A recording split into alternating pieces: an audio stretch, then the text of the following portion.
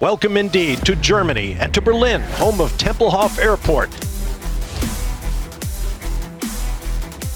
Like many of Formula E's Voestalpine European races, this one offers something truly unique, completely different to any other circuit on the calendar. So away from the hustle and bustle of this city centre, I'm heading out to another historic venue here to take a detailed look at the track that we'll use for the Berlin E-Prix.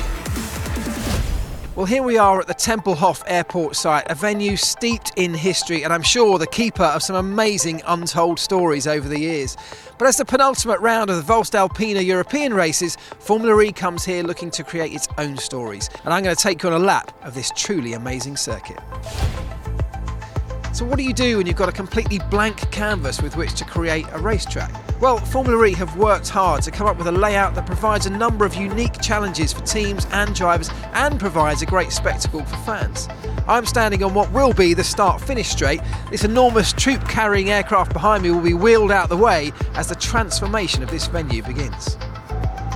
One of the truly unique things about this track is the track's surface itself, and unlike most places we go, it's not tarmac, it's not bitumen, this is concrete.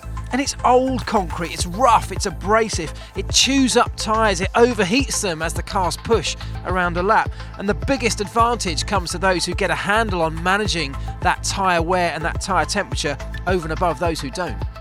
But at the end of that start-finish straight, the drivers have a big challenge with turn one, braking and turning at the same time. This is a unique corner, almost snail-like in its appearance. It goes on forever and asks so much of the right-hand tyres of the car as they desperately want to overheat and give up grip at some point around this circuit. It's so big, it's so long, there are a number of different lines around it and that can provide overtaking opportunities. The drivers who can manage those tyre temperatures and get through this corner unscathed have a great opportunity heading down here towards turn 2.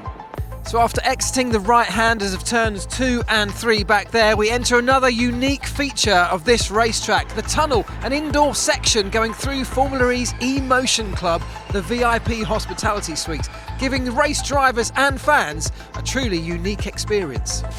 Well, I'm standing on what will be the inside of turn 4, and this is a crucial corner because it's all about getting your exit right, getting the power down early, but not getting wheel spin or running too close to the exit walls. If you do that, you'll be an absolute sitting duck on what will be the very long run through turn 5 on down towards turn 6 at the end.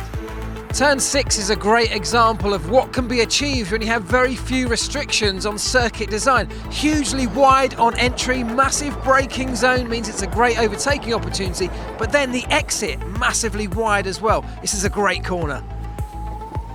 Turn 9 then, the hairpin, slowest part of the circuit. On the run down, it's a big braking zone, an opportunity to harvest energy, feeding it back into the battery through the electric motors. Also though, an opportunity to overtake. So in the race, positioning your car here is absolutely crucial. When you get it turned in, you've got to clip the apex curbs about where I'm standing before getting on the power early and blasting off down towards turn 10 over there.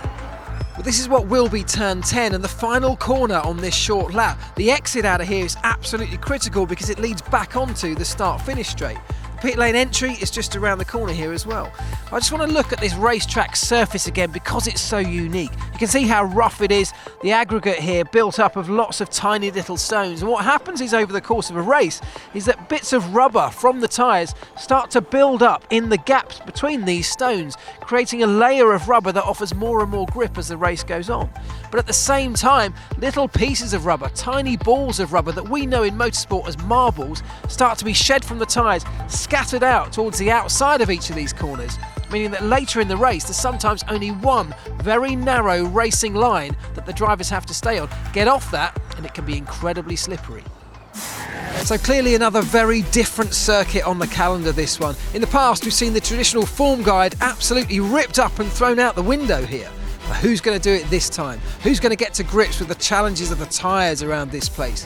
Who's going to come out smiling, setting themselves up for the perfect finish at the final Voestalpine European race?